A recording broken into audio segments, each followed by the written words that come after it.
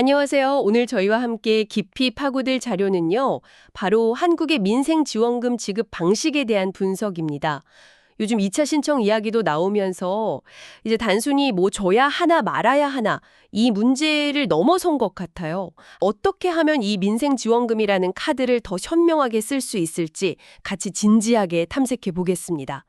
단순히 이렇게 돈을 나눠주는 것 이상의 뭔가 더 정교한 해법, 이게 과연 있을까요? 네, 그렇습니다. 민생지원금 지급을 일단 현실적인 정책 옵션으로 받아들이면서 시작하는데요. 어떻게 하면 이걸 더 건설적이고 또 실현 가능한 방식으로 설계할 수 있을까? 그 방안과 의미를 좀 파헤치고 있습니다. 흔히 반복되잖아요. 보편지급이냐 선별지급이냐 이런 이분법적 논쟁에서 좀 벗어나서요. 좀 더 창의적인 접근법들에 주목할 필요가 있다. 이 점을 강조하고 있습니다. 보편 지급은 빠르고 사각지대 없다는 장점, 근데 재정 부담이 크고, 선별 지급은 재정은 효율적으로 쓸 수 있지만 그 대상 선정 어려움, 행정 비용, 또 기준에서 아깝게 탈락하는 분들 문제, 이게 끊이지 않았잖아요. 그렇죠. 늘 논란이죠. 여기서 제시되는 좀 흥미로운 대안 중 하나가 보편적 차등 지급입니다. 이름 그대로인데요. 보편 지급과 선별 지급의 장점을 어떻게든 좀 결합해 보려는 시도입니다. 기본적인 아이디어는 이렇습니다. 일단 가능한 한 많은 국민에게 최소한의 기본 금액을 지급하는 거예요. 그래서 보편 지급처럼 소비 심리를 좀 빠르게 끌어올리는 효과를 노리는 거죠. 신속성이 중요하니까요.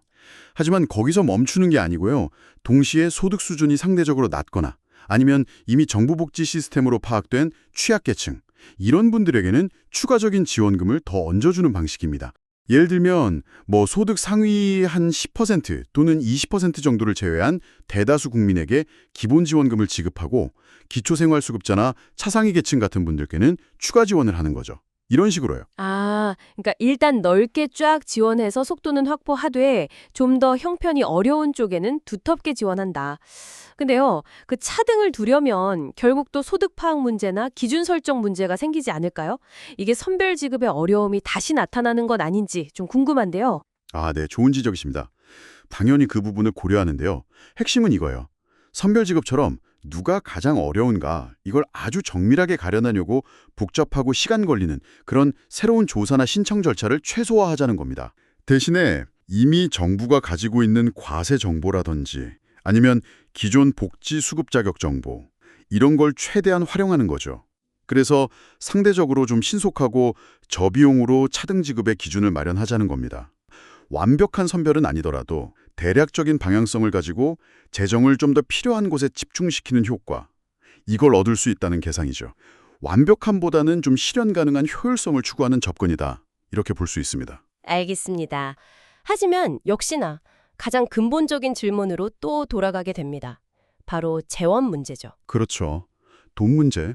아무리 효과적인 방법이라고 해도 결국 막대한 돈이 드는 일인데 이렇게 계속 지원금을 지급하면 이거 나랏빚만 들고 미래 세대에 부담 주는 거 아니냐. 이 비판이 사실 가장 강력한 반대 논리 아닙니까? 맞습니다. 재정 건전성 우려는 민생지원금 정책의 가장 큰 아킬레스건이죠.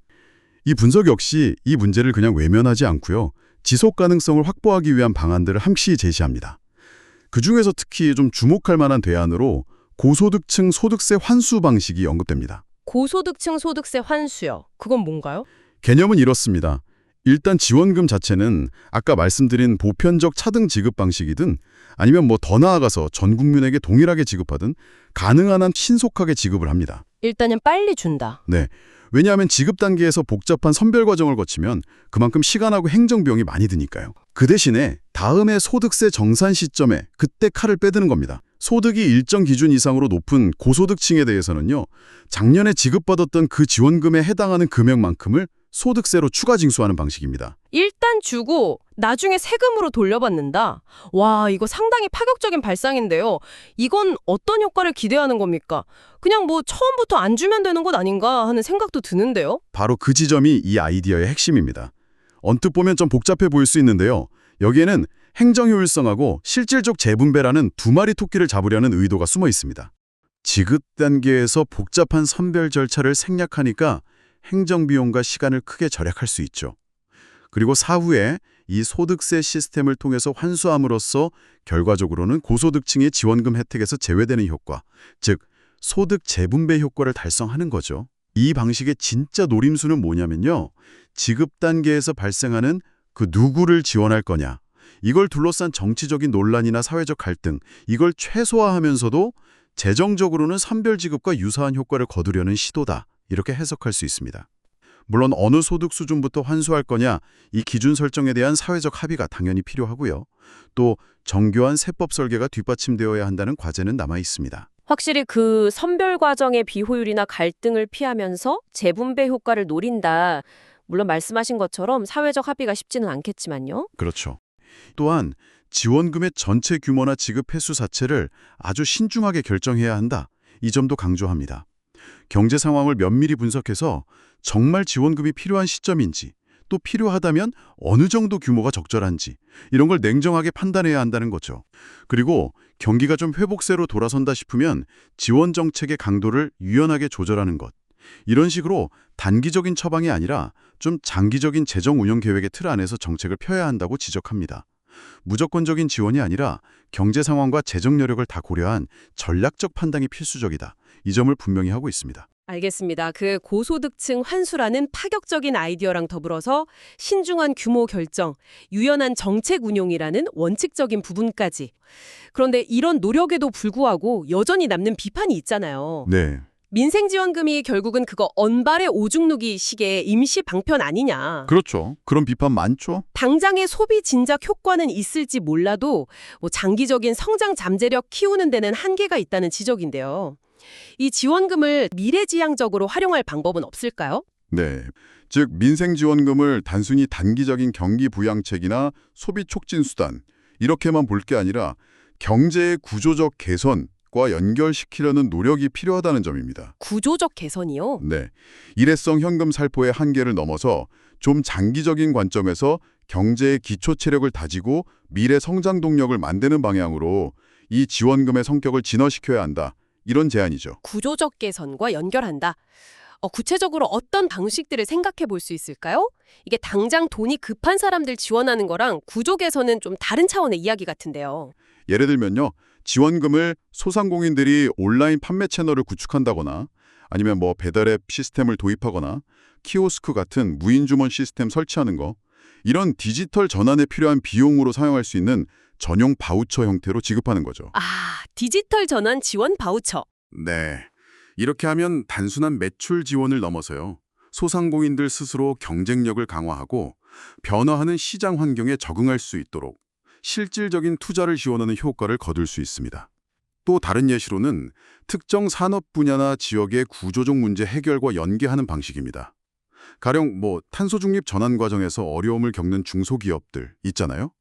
이런 곳을 대상으로 에너지 효율 개선 설비 투자 지원금을 지급한다거나 아니면 인구 감소로 소멸 위기에 처한 지역들, 이런 지역의 청년 창업 공간 조성이라든지 스마트팜 구축 같은 지역 특화 인프라 투자에 지원금을 집중하는 방식도 고려될 수 있습니다.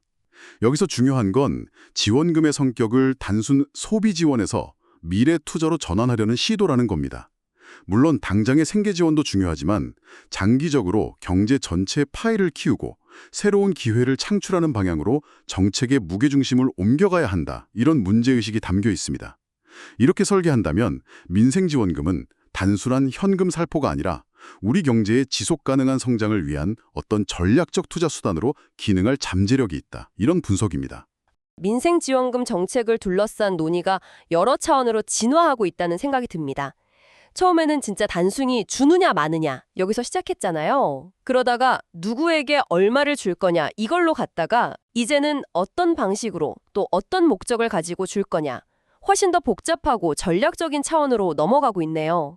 맞습니다. 결국 이 설계의 중요성인 것 같아요.